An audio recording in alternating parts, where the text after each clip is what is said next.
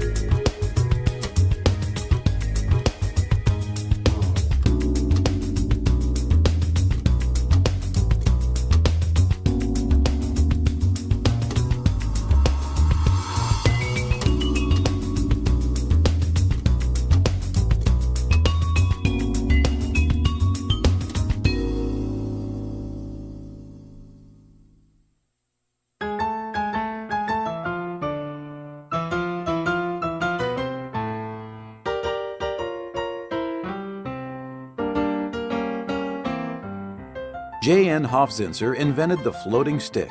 It was a piece he called magnetic effects. Richard Hatch translated Ottokar Fischer's book Zauberkunst, or Magnetic Effects, in 1942. This book was originally The Magic of J.N. Hofzinser, published in 1857, with the effect name Magnetic Forces. Hofzinser pretended that the magnetic effect of his hands made the stick float. He did not make it dance. It was a stick, not a wand or a walking cane, made from heavy ebony wood. He would pass the stick to the audience to be examined. Once returned, the stick would be placed in a nice-looking case where it would be secretly exchanged for a similar-looking but much lighter stick. It was also used by J.N. Maskelyne in his Egyptian Hall Act in 1873. Fredo Marvelli, a German magician, took over Hofzinser's tricks and developed a very effective floating version based on the original effect. It was described in the German magazine Maggie about 45 years ago. Peter Pitt, the first modern magician to actually perform the dancing cane, making the cane move, received a lot of response at the FISM Convention 1958 in Vienna. Mr. Pitt used a gentleman's evening walking stick and made it dance. Until that time, everyone performed the floating stick only.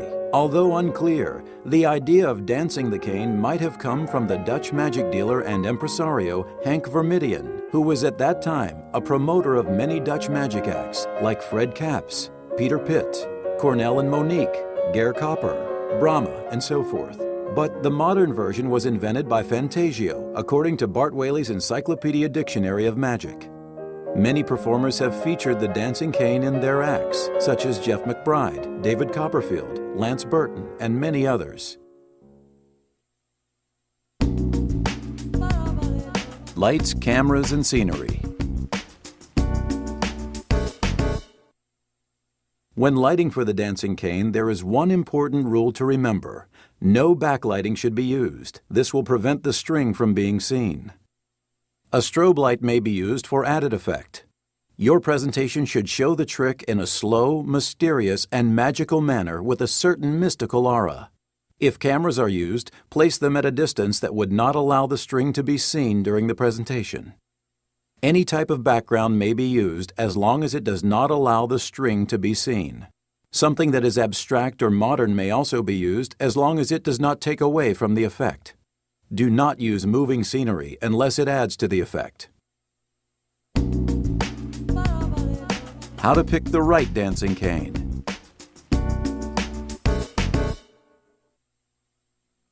There are two main types of dancing canes, one that breaks in half and one that is of a solid design.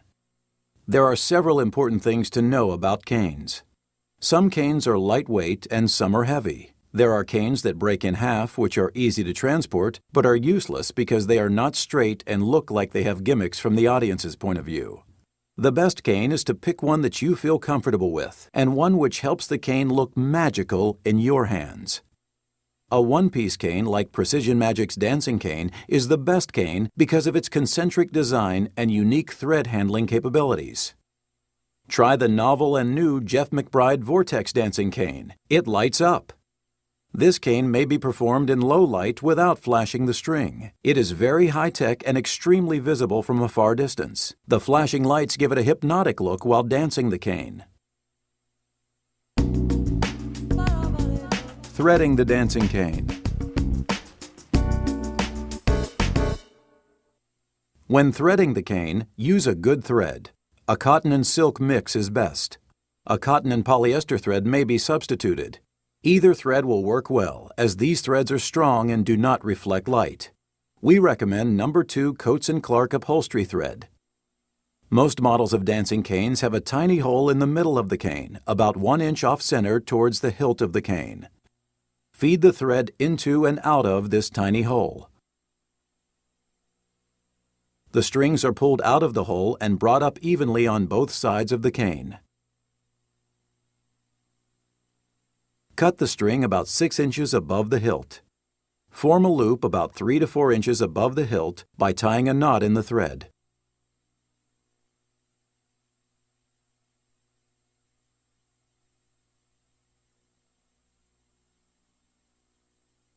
Cut off any excess thread. Move the knot through the tiny holes and into the cane so that it's not visible. Now tie another knot as close to the cane as possible. You thread the Precision Magic cane slightly different from other canes. The thread is tied to a weight inside the cane, allowing it to be pulled in or out of the cane at will. The thread may be retrieved at any time during your act. This cuts down on setup time and minimizes thread fumbling. To thread the Precision Magic cane, begin by unscrewing the hilt. Remove the weight and any thread that may be inside. Place the weight next to the hole in the cane. The thread is then fed into the weight. Evenly pull the strings the length of the cane. Cut about 8 inches above the hilt. Form a loop by tying a knot in the thread. The top of the loop should be 4 to 5 inches above the hilt. Cut off any excess thread. Loop the thread around the weight. While holding the thread, drop the weight into the cane. With a paper clip, reach through the hole in the center of the cane and pull the thread through the hole. Screw the hilt back onto the cane. Tip the cane hilt vertically so the weight will drop into the bottom of the cane, leaving a small loop on the outside. You're ready to go. Grips needed to perform the dancing cane. For demonstration purposes, red yarn will be used in place of the black thread. Thumb grip. Threads are hanging off the thumb of either hand. Index grip. The threads are hanging off the index finger of either hand. This may be done palm up or palm down. Middle finger grip. The threads are hanging from the middle finger of either hand. This may be done palm up or palm down. T-grip. The threads are in the basic thumb grip, but instead of the threads hanging down, they are looped between the thumb and the ring finger. This shortens the fulcrum of the thread, which makes the cane move faster. Modified T-grip. Use the basic T-grip, but with only one thread on the ring finger and the other thread hanging down from the thumb. This grip is primarily used for transferring the cane. The palm suspension.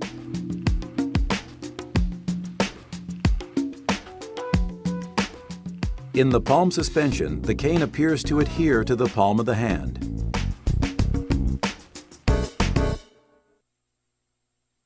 Begin in the thumb grip position in either hand. With the other hand, split the thread with the thumb and move your hand towards the cane and grab it. You are now in the thumb grip position in one hand and holding the cane with the opposite hand. By pulling the thread taut and opening the hand that is holding the cane, it will appear to be suspended from the palm of the hand.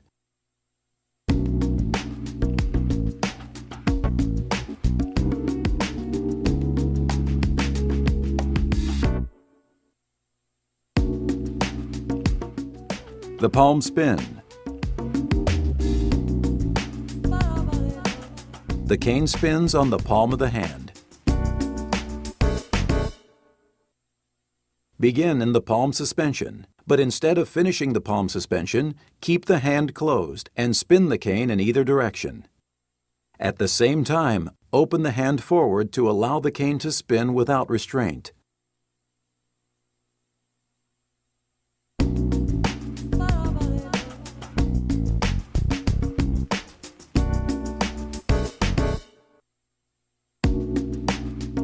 The palm suspension transfer.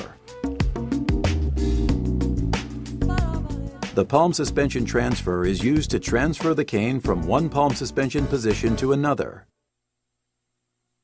While in the palm suspension, slide the hand that is in the thumb grip position down the string and grab the cane above the opposite hand. Move the hand that had the cane up the thread and into the thumb grip, successfully transferring the cane and string from one hand to the other.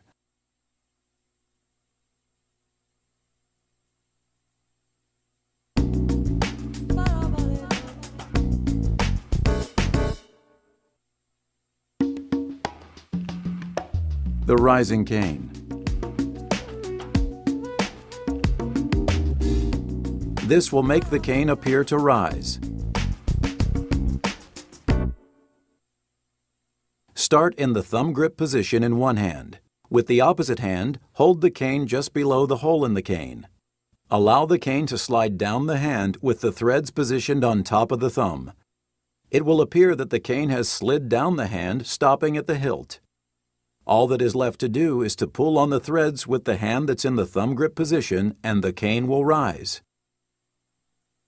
If at this point you switch to the T-grip and pull on the thread sharply with the ring finger, the cane will jump from the hand holding the cane to the opposite hand.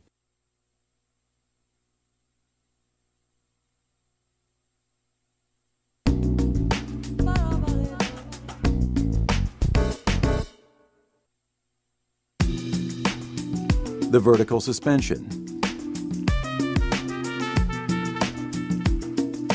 The cane appears to cling to the fingers and can even be suspended in a horizontal position.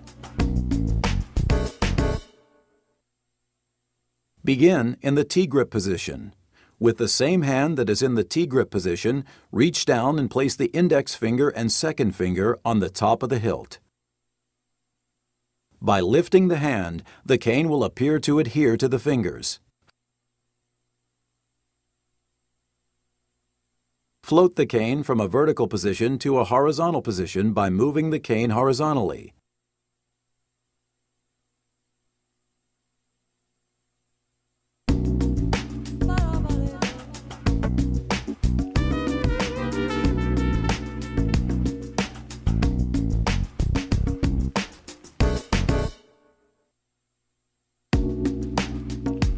T-flight.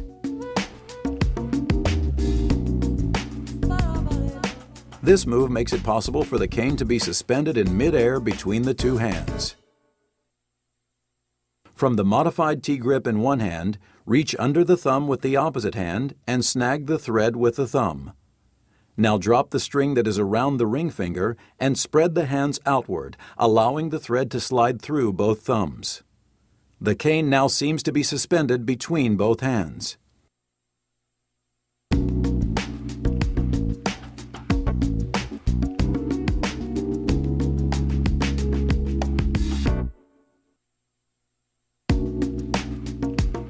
Mid-flight T-bat.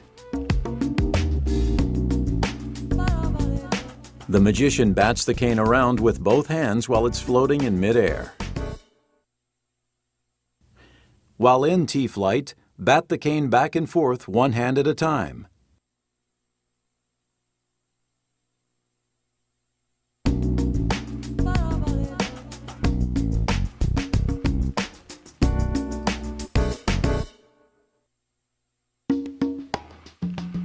The pirouette. As the performer pirouettes, the cane appears to fly around with him while floating between his hands. With the cane in T-flight mode, try a full 360-degree pirouette of the body with the cane going right around with you.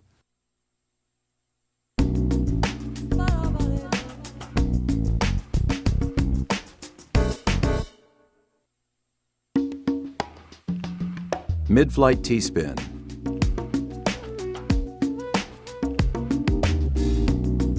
The cane flips end-to-end vertically or horizontally.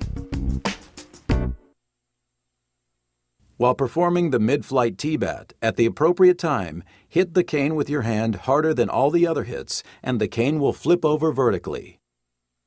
Another way to perform this trick is to make the cane flip over, allowing the string to slide between the thumbs. The momentum of the cane will send it to the opposite hand. The horizontal mid-flight T-spin is much the same as the vertical mid-flight T-spin, except at the appropriate time, hit the cane with your hand to make it spin horizontally. Both of these may also be performed around the body.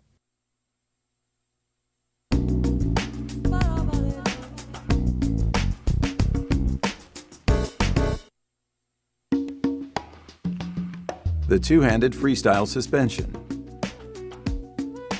In the two-handed freestyle suspension, both hands are on the cane, and as they switch position, the cane remains suspended. Begin in the T-flight position. Some use the T-bat. As soon as you're in T-flight mode, reach up with one hand with the thumb pointing toward the floor and grab the cane with that hand, approximately the length of the cane towards the hilt. The palm will be facing forward. Use the opposite hand to keep the thread taut. Once the first hand is on the cane, use the other hand to grab the bottom of the cane, with the thumb up, palm towards you.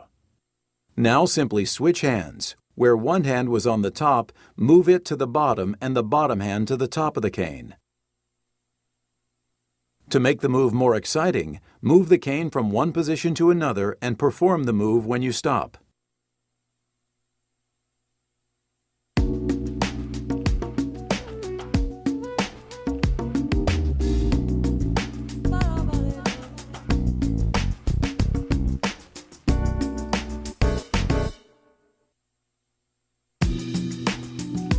Floor stopping.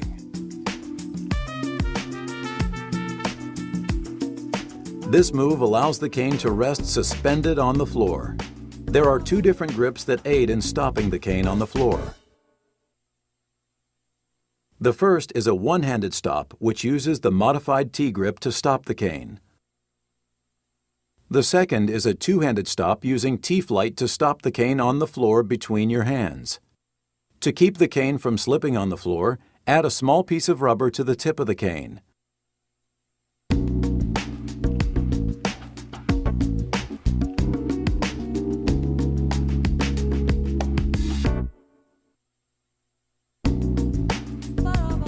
From the floor mid-flight T-spin.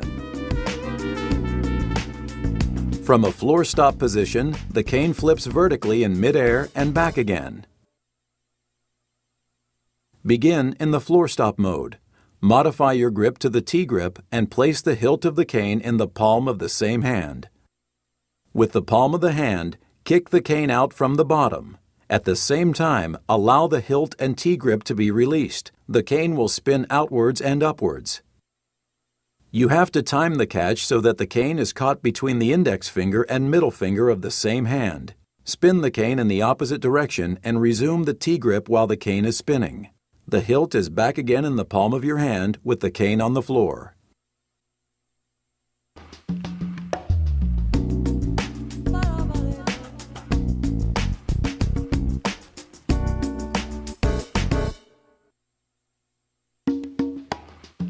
The swing.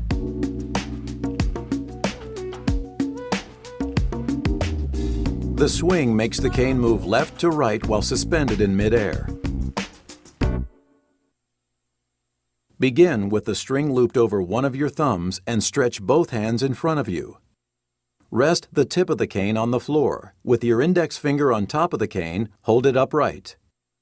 Move your hands back and swing them sideways, left to right, right to left in a waving motion. Try to keep the thread taut. The cane will lift off the floor and swing from side to side in a direction opposite to that in which your hands move. Try this with music. As you become more confident, slow your swings down, allowing the cane to dance a few inches off the floor. As you increase the tempo, the cane rises higher. You can control the swing at shoulder level or head level as you see fit. Your hands should seem to move to the music and the cane to dance with a life of its own. Try moving both hands in the same direction or in opposite directions, crossing at one time and spreading apart at the next swing.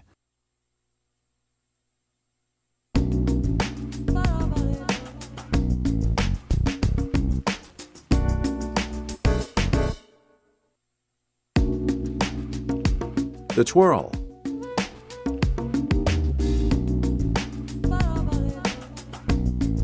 The cane moves horizontally around and around your hands. Begin in the thumb grip. Extend both hands in front of you, fingers on top, thumbs to the bottom, and move your hands in a small circular motion.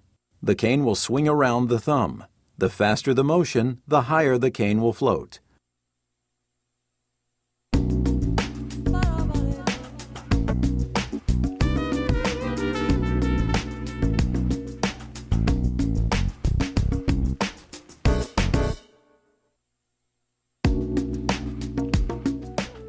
The frontal transfer.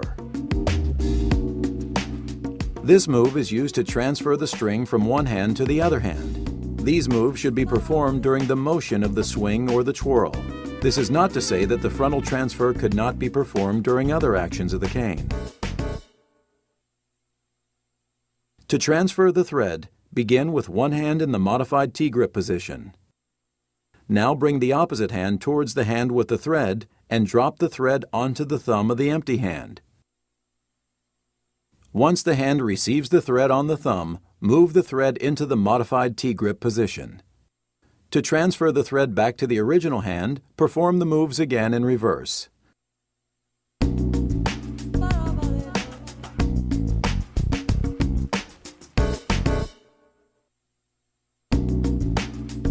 Around the body transfer. Use this move to make the cane go completely around the body. Begin with the lead hand that is to send the cane around the body in the modified T-grip. Move the empty hand behind your back in preparation to receive the thread on the thumb. As the lead hand sends the cane around the body, toss the thread onto the thumb of the opposite hand. To continue the cane's motion, bring the thread around to the front of the body and the cane will follow.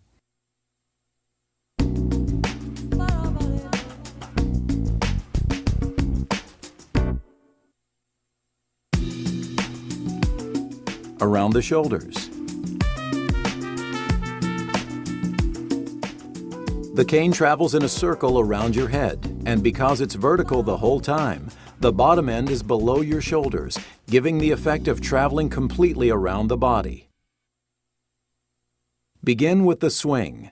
As the cane reaches the limit of the swing to the right, bring the right hand to the left, lifting it. As it travels to the left, it is in line with the top of your head. As the right hand reaches the top of your head, it actually brushes your hair. Move the right hand backwards a little and then to the right again in a circle to bring the cane back to the front. This move should only be performed one time during your routine.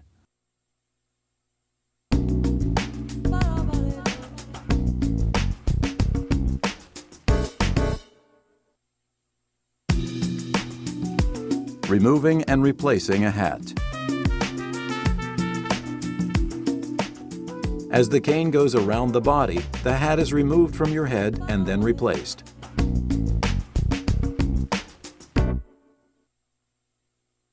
Prior to performing the twirl, maneuver the thread onto the middle finger and move the hands to a palm-up position.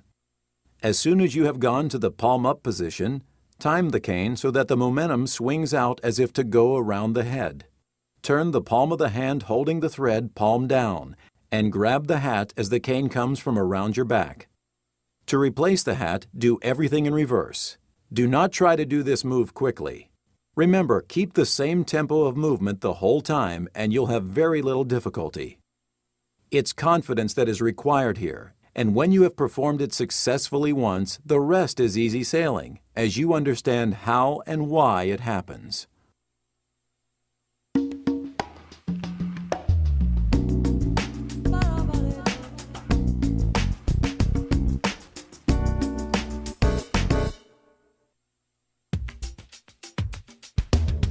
The dancing cane is one of the most magical and difficult effects to perform.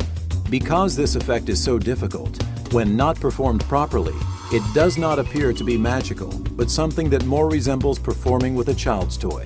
However, once mastered, it can be one of the most beautiful effects in magic. The dancing cane requires total concentration and control 100% of the time. We suggest you practice in front of a mirror and add plenty of stopping points in your routine to help keep the cane in control at all times. There is nothing worse than a cane being off balance. Think about your routine. Don't make your performance of the dancing cane too long. Try not to perform the same move over and over. And remember that you have two hands and to include them both. This will aid the illusion. And finally, tie your cane routine into the rest of your act so that the cane fits into a logical place in your show.